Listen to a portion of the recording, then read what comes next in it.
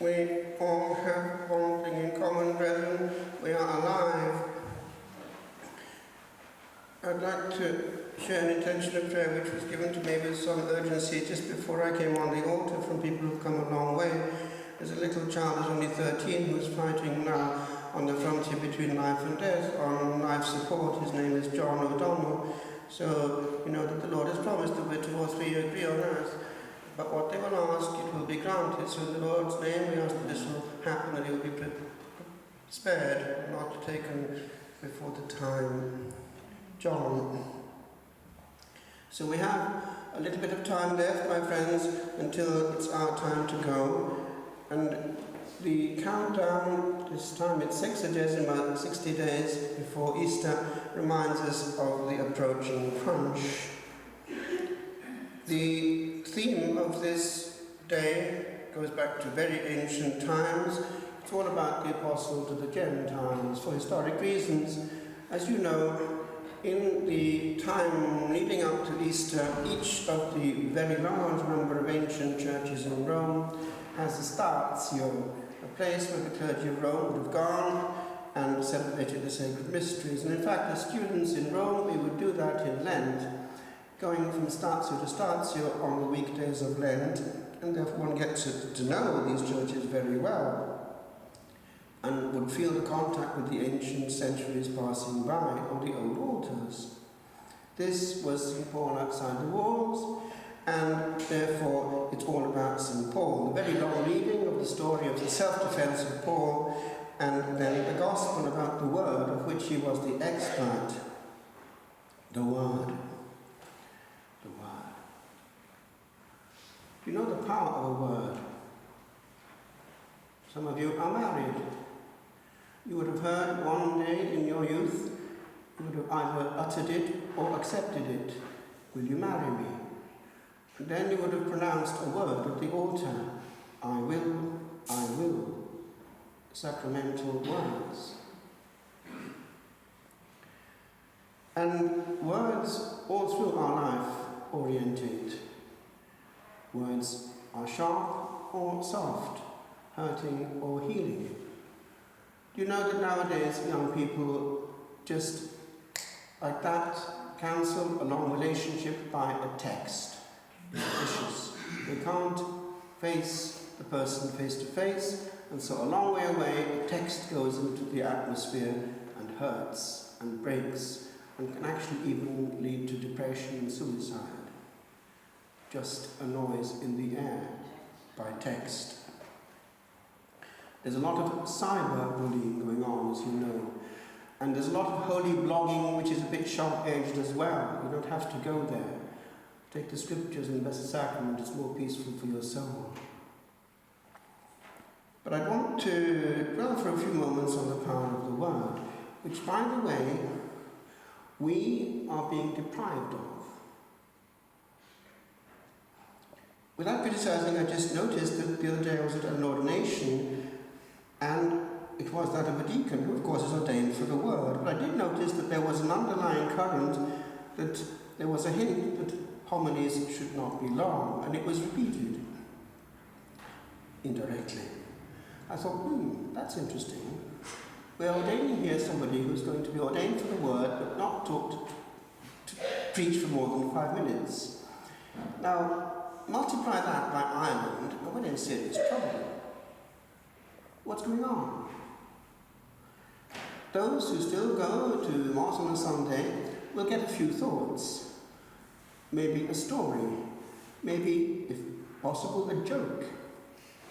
But is there much depth of teaching and catechetical knowledge being handed on in 5 minutes, compared with the hours and hours and hours of being exposed to words, words, words, all day and even all night, by all possible means coming across the airwaves and the machines of modern communication? What hope have we against this plethora of messages if we limit our messages to 5 minutes of platitudes and a joke? Let's get this straight, my friends. The word is very important. Why should our brethren, the Protestants, cultivate that to the maximum and leave us miles behind? the result is that our celebrations mustn't go on for more than 30 minutes, 35 minutes, 40 max on a Sunday. What kind of spiritual nourishment is that, my friends? So is it a surprise that we're leaking badly? Look at Latin America. What's going on there? The most Catholic continent in the world. Leaking terribly to North American sects and denominations. Also fueled by money, yes, but nevertheless, they're getting what they should be getting with us. I speak from experience, because I was brought up in the strong, nonconformist Welsh preaching tradition. And I'd like to tell you one of the stories. A word in childhood can orientate a life. For about 3 years, in those crucial years, we had a very good Sunday school teacher, an Oxford graduate, later a judge, man of culture, spirituality, and balance. I say balance. He wanted us to know all the elements of the equation and would take us places like the Greek Orthodox celebration, the Quakers, the synagogue, for us to expose ourselves to all that was out there and get out of our little box. And then we knew all the elements of the equation. One day he took us in a minibus to Talgath. Talgath is sort of mid-Wales, nearly. And he put us in the place where Welsh history had taken place. This is the pulpit.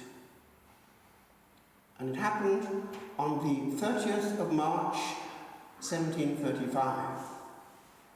Reverend Priest Davis got into the pulpit and preached. My friend, all in the Welsh accent. It's going to be very soon, Easter. I won't repeat the action, but I'll repeat the message. I want you all to go to communion. All of you. All of you. You may say, I'm not fit to go to Holy Communion. I say to you, if you're not fit to go to Holy Communion, you're not fit to pray. And if you're not fit to pray, you're not fit to live. And if you're not fit to live, you're not fit to die. Howell Harris, a young man, a young teacher, was in the assembly and cringed. Went home and fell on his knees, pleaded for mercy. And this is the bit, there was realized what the Sunday school teacher told us in class. In Welsh. Pobl, said people, Arafodd Cymru ar don! People put Wales on fire. And from there came that massive wave of revivals which swept Wales time after time. It was what began what you have now in Wales, leaving the Anglican Church and forming the chapels. It all came from that initial sermon. The power of the word! He brought after him hundreds and hundreds and thousands, including, of course, William Spantakelly, who gave us 1,000 hymns still sung in Wales. At the same time as it was going on in England, Charles Wesley, who gave us those wonderful hymns, but nevertheless, it preserved England and Wales from one big thing. You know what it was? The Industrial Revolution could have gone quite differently. Become very dirty, violent, and nasty. But that actually had this effect. Because of this massive amount of Bible study, preaching and praying that went through the land, England and Wales at the same time, from becoming that kind of society, the working class, bit by bit, became the middle class, and morals came in with the Protestant working ethos, which is not indifferent, honest work. Society is made of many elements, and faith and culture are closely intertwined. Look at what happened in France at the same period. Violence and terror. We didn't need it. But I move on. The word. I remember that word that Sunday school teacher told us in class. People who put Cymru on Wales on fire made something go up my spine. That's my vocation. And just a vocation can be planted in a word. And you little people, listen to this, because grace is coming to you as well. There are people in this assembly that the Lord is calling, I am sure. Listen to what the Lord is saying in your heart. Because if He is, and if you turn away, you won't have peace or joy in your heart again. You'll be frustrated because you were close and you pushed them away. You pushed joy away for something immediate. Because pleasure is not joy. Don't confuse them. I want to just zoom into one question of what actually the Lord wants in the sermon. He wants the whole counsel of God to be presented and not to be replaced by something diluted. Because if that's happening, it's old Nick that's having his way. I'll put it this way. Before a preacher, a certain number of immortal souls is hovering in the air. It's you, and anyone who's listening at a distance. Each has this in common, that all eternity is ahead. And a word can orientate eternity, or fail to. I heard in France, chaque médecin un petit cimetière sur la conscience. Each doctor has a little cemetery on his conscience. It's his failed, botched practices. Whoops, I lost that one. It's the same with a priest. Some years ago in Rome, we were sitting at a table in college, and the rector came out with this. A friend of his, a priest, had had to celebrate a funeral. This was in the States. It was 4 or 5 young men, Catholics, who had wanted a joyride. So they got hold of someone else's car and put at max speed along a very fast road. But at a certain point, somebody who was in the know, tried to wave them down and warn them not to go that way at that speed, because he knew the road was not fully finished or safe. And they poked fun of him and put their foot on the accelerator. And a few minutes later, all of them were in eternity, crashing into the beyond, because they knew better and wouldn't listen to a warning. He at least tried. Had he not done a thing, he would have borne the brunt of responsibility. He tried. What they did with it was their responsibility. And it's the same with a preacher. If he doesn't warn, he's responsible for the consequences. It's easy to keep a new profile, but he's not doing his job. It's what Isaiah the prophet called Kamis Muti, dumb dogs unable to bark. Does that sound familiar?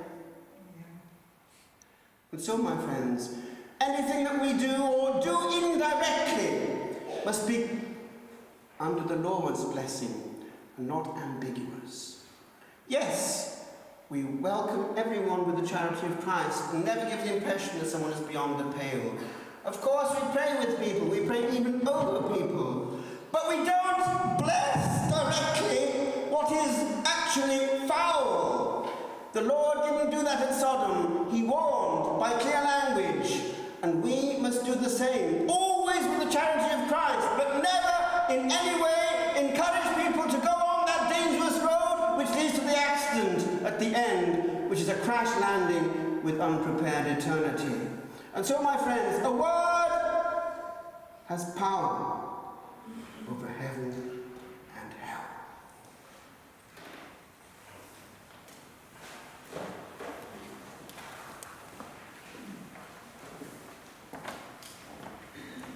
Very